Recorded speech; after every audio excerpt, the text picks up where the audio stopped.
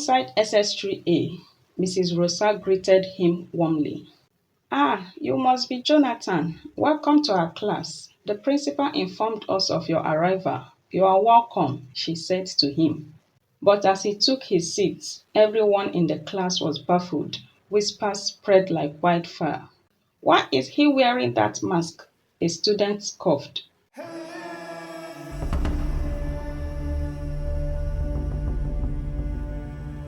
In the heart of a sprawling metropolis, where the rising sun painted golden hues across the skyline of the modern city, bustled with life and energy, Jonathan Agus stood out among the trunks of students heading to school. Despite being in his early 30s, he walked into government secondary school with an air of mystery, his handsome face concealed beneath a plain blue mask.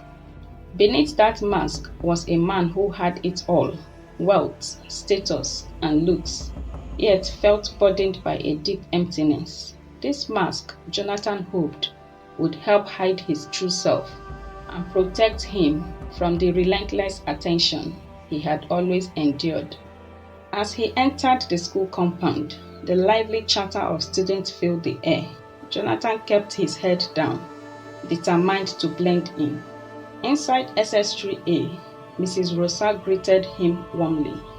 "Ah, you must be Jonathan. Welcome to our class. The principal informed us of your arrival. You are welcome," she said to him. But as he took his seat, everyone in the class was baffled. Whispers spread like wildfire. "Why is he wearing that mask?" a student scoffed.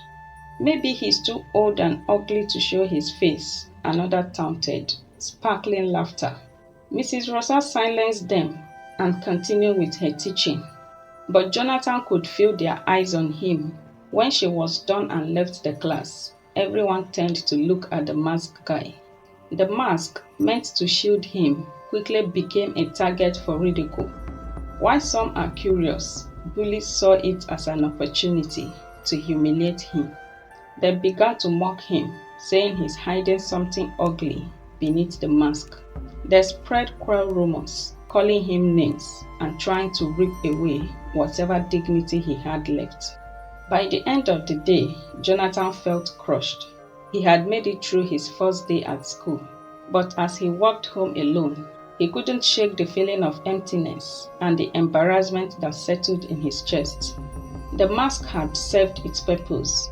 It has shielded him from the superficial admiration of girls, but it has also isolated him, making him a symbol of mockery. Sitting on his couch at home, he couldn't shake the feeling that perhaps this disguise wasn't worth it. But he had made a promise to himself. He would find someone who loved him for who he truly was, not for the wealth or looks he was born into. Jonathan is a rich and handsome young man who leads a life most people only dream of.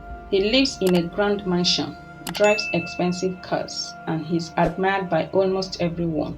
But behind the glint and glamour lies a deep sadness. He's tired of being admired only for his looks and wealth. He yearns for someone who will love him for who he truly is, a thoughtful, compassionate, and sensitive person with dreams and fears like anyone else. Back in his school days, girls followed him everywhere, trying to win his attention. They leave gifts in his locker, giggle when he walks by, and gossip about who might get to be his girlfriend. But no one ever takes the time to know him.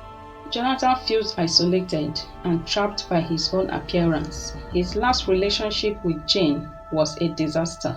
She was a woman from a wealthy family, spoiled by luxury, and she had made it clear that she cared little for the feelings of others. The final straw was when she cruelly splashed water on a waiter who had accidentally stepped on her shoe during a date.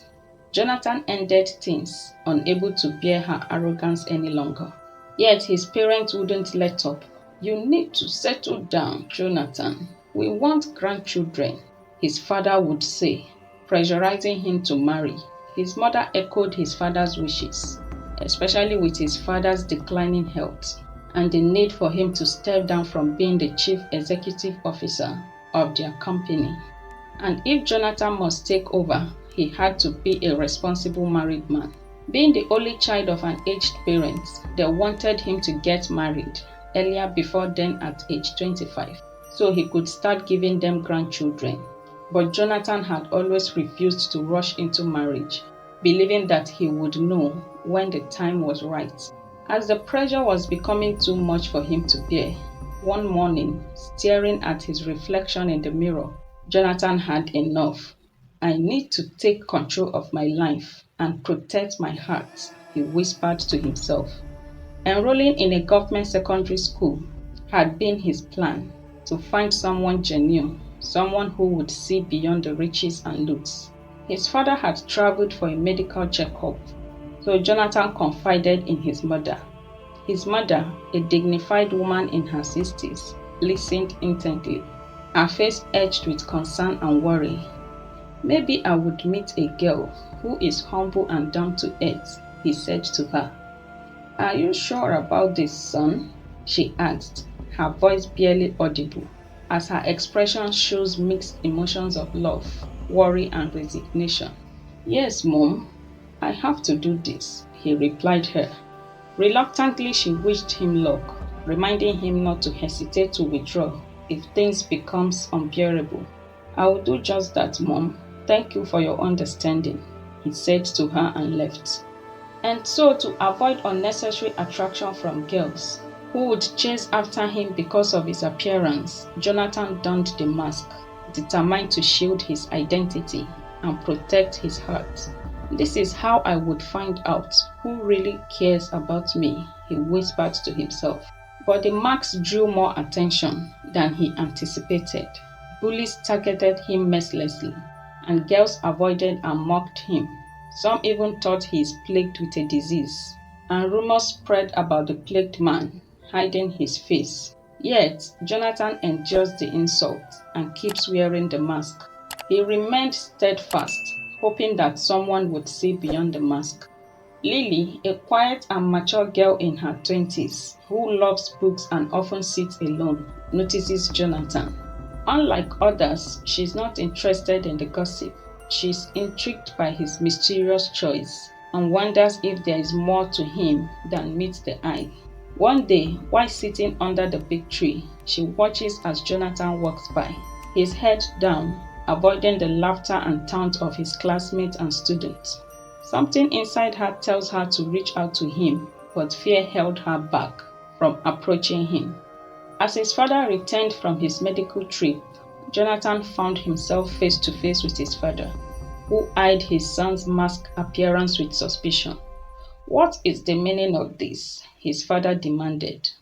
Is there another outbreak of disease, or is there something you are hiding? His father asked, and Jonathan explained his plight, his search for real love, his desperation to escape the shallow admiration that surrounded him. His mother also explained to his father that she didn't want to disturb him with the issue when Jonathan came up with a decision during his medical trip and due to his health condition. But his father wasn't convinced. And you consent to this? He asked her, looking disappointed. But how are you supposed to meet a girl like this? You know what is at stake, his father demanded. I will, Dad. Just give me some time, he replied his father calmly. It's okay, son, but time is running out. I just need you to start taking this seriously. I don't know how much longer I have left, and John is already pushing to become the chief executive officer. If you don't step up and take control of the company, you will lose everything, and you know what that means. Because they won't respect a young bachelor, but they will take you seriously when you are a family-oriented young man or about to get married. It shows responsibility, and it's part of the company's rules, his father warned, his voice laced with concern as he explained the situation. Jonathan reassured his father that he's working on it and left. His parents exchanged a worried glance. May God grant his heart's desires, his mother whispered, her heart heavy with concern. Amen, but he has to be fast. Because I don't have time, his father replied firmly. Days turned into weeks, and Jonathan continued to go to the school with his face mask. On one or two occasions, he tried to make friends. He even approached a girl, but she snubbed him and left. He felt dejected. This is unlike me, he thought in his heart. His resolve began to waver as the isolation was suffocating, but he kept his hope alive. One day, as the school closes for the day, Lily approaches Jonathan on his way to the school gate, catching him off guard. Hello, good day. Yeah, good day. I'm Lily, she said, smiling softly, her demeanor gentle and inviting. Jonathan looked surprised, unsure if he had heard her right. Oh, Jonathan, he replied her. Going home, right? She asked. Yes, he replied. Can we walk together? She demanded, her voice gentle but confident. His face narrowed in disbelief, as he didn't see that coming. Yeah, sure we can, he replied her in a shaky voice.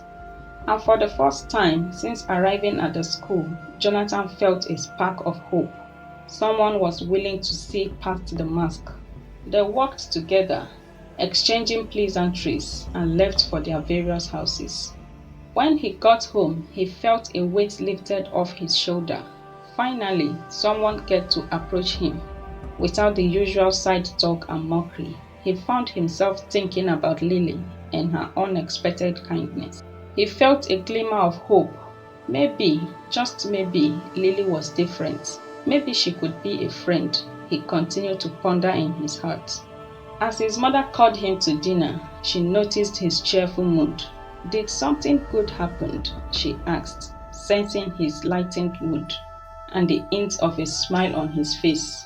Maybe, Jonathan said, with a real but genuine smile. I think I made a friend. A friend? His parents exchanged hopeful glances. Yes, her name is Lily, but I'm here to know her anyways.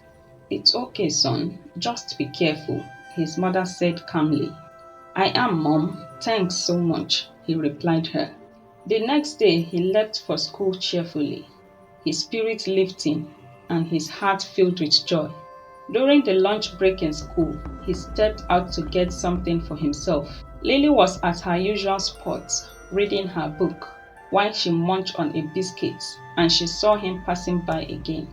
Hey, hello, Jonathan, she called out, her face radiating with smile, and he turned and walked towards her. Hi, Lily, how are you doing? I'm fine, and you? I'm good. Can I sit here? He asked. Yeah, sure, my pleasure, she replied him, and he sat down. Do you care for some snacks? She asked. No, thanks. Enjoy, he replied her. What are you reading? He asked. A novel, she replied. Can I ask you a question? She said, her face edged with anticipation. What could that be? He thought in his heart, but replied her. Yes, you can. Why do you wear the mask? She demanded, with genuine curiosity, not judgmental. Jonathan is hesitant at first, unsure if he can trust her, but something in her eyes makes him feel safe. He explained that he's looking for something real, and she will get to know soon. Lily does not push him to remove the mask. Instead, they continued talking about everything and nothing. They found common ground in their love for books, music, and quiet moments away from the noise of the world. Over the time, their friendship grows stronger. Jonathan begins to look forward to their conversation, finding comfort in Lily's presence. But as Jonathan's friendship with Lily deepens, the bullies escalate their attacks. They start leaving cruel notes in his locker, vandalizing his desk, and even trying to rip the mask off his face. Jonathan's resolve is tested like never before. He begins to wonder if it's all worth it, if someone will ever see him for who he truly was. Lily notices the toll it's taking on him. She tries to be there for him, but the pressure is mounting. Jonathan begins to pull away, distancing himself from Lily to protect her from the bully's wrath. He doesn't want her to get hurt because of him. But one fateful day, the bullying reaches its peak. Jonathan is cornered by a group of classmates who try to tear the mask off his face. Lily arrives just in, standing between Jonathan and the bullies. "Leave him alone," she shouted, her voice trembling with rage, telling them that they don't know anything about the person behind the mask. Her bravery surprises everyone, including Jonathan. Later that day, Lily found Jonathan sitting alone on their usual spot under a big tree, his mask slightly torn, but still on. She sits beside him, not saying a word at first. After a long silence, she finally asked, "Do you trust me?" Jonathan looks into her eyes and for the first time feels a sense of peace wash over him. Slowly he reaches up and removes the mask, revealing his handsome face. But to his surprise, Lily's expression doesn't change. She smiled, the same warm smile she had always given him. "I knew you were handsome," she said softly. "But it's your heart I like," she added. Jonathan is overwhelmed with emotion. He realizes that Lily had seen him all along, not just the face behind the mask, but the person he truly was. Their bond deepens, and what started as a friendship blossomed into love. Lily and Jonathan became inseparable, walking through the school halls hand in hand, and one of the bullies suddenly froze. His eyes widened in shock as he recognized Jonathan. "Wait, isn't this the son of that billionaire, the influencer everyone is talking about?" he whispered urgently to the others. In an instant, the atmosphere shifted. Fear and panic flashed across their faces. The bullies scrambled, rushing towards Jonathan and falling over themselves in desperation. "Please, don't report us," they begged, their voices trembling. "We didn't know it was you. We are sorry. Please don't tell the school authorities." Jonathan stood, his eyes cold but calm. The crowd around them grew silent, anticipating his response. For a moment, he said nothing, allowing their panic to hang in the air like a heavy storm cloud. Finally, with a sharp breath, Jonathan broke the tension. "I forgive you," he said, his voice low but steady. "But don't let there be a next time," he warned. Relief washed over the bullies' faces as they stumbled back, mumbling thanks, grateful to escape unscathed. But even as they slinked away, a new crowd emerged. This time, it was the girls who had once mocked him. They fluttered towards him, their earlier cruelty replaced by wide-eyed admiration. Even the girl who had rejected his friendship only a few days ago now stood front and center, her gaze pleading for his attention. "Jonathan, we were wrong," she said sweetly, flashing a smile that had once made boys swoon. "Can we start over? Be friends," she said. But Jonathan merely looked at her with a knowing smirk. It wasn't real, none of it. These people only saw his wealth, his status. With a practiced polite smile, he turned away, his arm slipping around Lily's shoulder. As they walked away together, whispers filled the air. The bullies, the girls, all of them watched in silence, realizing they were no longer the center of Jonathan's world. He didn't need their approval. They could never reach the part of him that truly mattered. Lily glanced up at him, her expression warm, and Jonathan felt something shift within his heart. In her eyes, there was no judgment, no greed, only sincerity.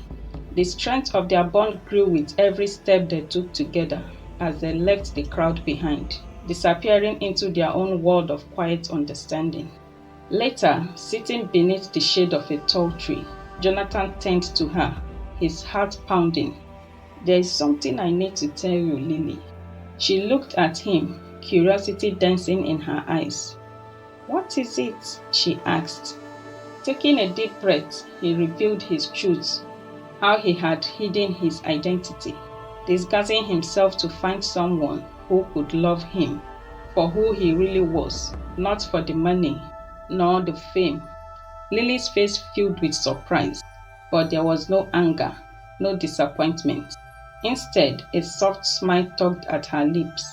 "Jonathan," she said gently, "I don't care who you are. I have always cared about who you are inside." Jonathan felt a wave of emotion wash over him. At that moment, he knew he had found the person who saw beyond the surface, the one who could love him for his true self.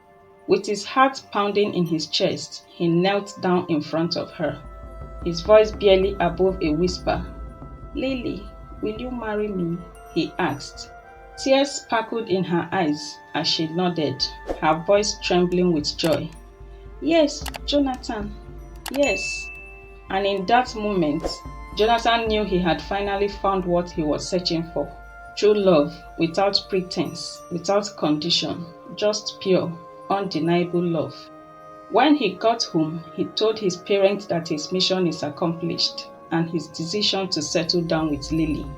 They invited her for a dinner, but their journey was far from over. When Jonathan brought Lily home to meet his parents, she sat with them at the dining table, looking nervous but polite, while Jonathan's father's reaction was far from welcoming. He began to question Lily about her background. "What do your parents do, Lily?" he asked, his tone sharp as his expression contrasts with Lily's soft, respectful demeanor. "Oh, my daddy is a driver and my mom is a cashier at a local supermarket," she replied him honestly. "And she's one of the top students in her class and a super talented artist. She liked drawing and reading," Jonathan added with a deep smile on his face. "Drawing and reading. What a foolish goal, especially for a young lady like you," Jonathan's father sneered, his voice cold and judgmental. "Your dad is a driver and your mom is a cashier. How do you really expect to be successful?" he added cruelly. The words cut deep, and Lily excused herself, her heart aching. Jonathan turned to his father, his mood dark. "Why would you say that, Dad? She's a good person," he said to his father. "Look, son, that girl is not good for you or this family. You are not allowed to see her anymore," his father snapped in a stern expression. "Okay, let me guess. Oh, because her parents are not billionaires, right?" Jonathan queried his father. "Thank God you know. I don't have much longer. I want to see you with somebody who is not going to pull you down. What is she going to do for you? Draw your stars on a rainy day? See if you can't find someone of your status. You better go back to Jane," his father said sternly. "Jane, no way, Dad," Jonathan replied firmly. He stood up and rushed after Lily. "Lily, are you okay? Look, I'm sorry about everything. Lily," he said and opened the door, but she had already left. She got home, her spirit crushed and her heart ached as she confided in her mother and told her everything that has happened. "I said it, and I warned you before. You see the shame and embarrassment you have brought to us? Let him be, Lily. Focus on your studies. A rich man's word is not for us," her mother said to her in a stern expression. And Lily burst into tears and buried her face on her mother's laps. While her mother gently stroked her hair, comforting her, she encouraged her that she have a bright future and will fulfill it by God's grace. The next day was a weekend, and Jonathan, refusing to give up, visited Lily's house, his heart filled with remorse. "Good morning, Ma," he greeted Lily's mother. "Good morning, Jonathan," she replied him, trying to force a smile out of her angry face. Jonathan noticed her mood and began to apologize on behalf of his father. "It's okay, Jonathan. It's not your fault," she replied him. He sat for a while, expecting to see Lily comes out, or her mother would call her for him, but neither happened. "What about Lily, Ma? I want to see her, please," he managed to speak out. "Ah, Lily, she traveled, yes, this morning. I sent her to the village to deliver a message to my mother. and she would stay there for a while until school resumed. Lily's mother lied. Can I get direction to your village, ma? I really need to see her, please. And her phone number is not reachable, Jonathan said calmly. My village is very far. You can't go there. I don't want anything to happen to a billionaire son like you. Then your father would now hold us responsible. She will come back. Don't worry, I am busy in the kitchen. You can close the door when you are going. Lily's mother stylishly dismissed him as she stood up. Heartbroken, Jonathan left. Meanwhile, Lily was in her room, eavesdropping on their conversation. He has a good heart, but may God give him his match, she whispered with a heavy heart. When Jonathan got home, he reluctantly came out of his car, his spirit crushed, and he felt as though he had lost the whole world. As he walked into the living room, what he saw was unexpected. He met his father discussing with Jane, and his world crumbled further. Hi, Jonathan, Jane said to him, smiling smugly, and he looked at her with disgust and began to walk into his room. Come here, son. Can't you at least say hello to your guests? His father interrupted his movement. What guests? And what is she doing here, Dad? He asked his father. To see you, of course. Look, we are meeting her parents by next week, so be ready, his father said to him sternly. I don't have anything to do with her again, Dad. I'm sorry, Dad. I can't marry her, he replied his father, his voice full of resolve, and he left to his room. Go to hell, Jonathan. I don't want you either. You are not the only handsome man in this world. Go to hell with your secondary school papa, she said, her voice echoing through the room as she exploded in rage. Calm down, Jane, calm down. Jonathan's father tried to calm her nerves. Don't tell me to calm down, sir. You heard what your son said, and you didn't do anything about it. I'm done with all of you, she said cruelly to him, storming out of the house. Jonathan's father, weakened by his illness, widened his eyes in disbelief. His heart skipped as he tried to comprehend what just happened. Nobody had spoken to him in that manner for his entire life. His wife rushed to calm him. Is this how rude she could be? I can't believe this. He managed to speak out. You see why Jonathan had refused to marry her. They have over-pampered and spoiled her. Everything in this world is not all about status and wealth, but humble upbringing and good manners matters a lot. Why not allow our son to follow his heart and marry his choice? We won't be there to resolve problems for him when issues arise in his home, she said to him with calm conviction, her eyes filled with love and wisdom. You are right, he replied her. It's not all about status and wealth. Let our son follow his heart, he admitted to his wife's advice. The next day, Jonathan returned to Lily's house and caught her unaware as she sat at the corridor of their house, reading her book. Hello, he said to her. Hi, she replied him. I have been trying to call you and it's not reachable, he said. Yes, that's because my phone is off, she replied him.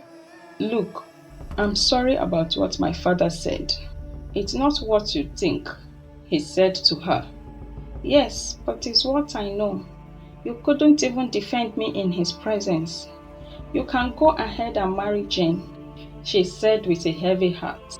I am just a daughter of a driver and a cashier, she added, tears in her eyes.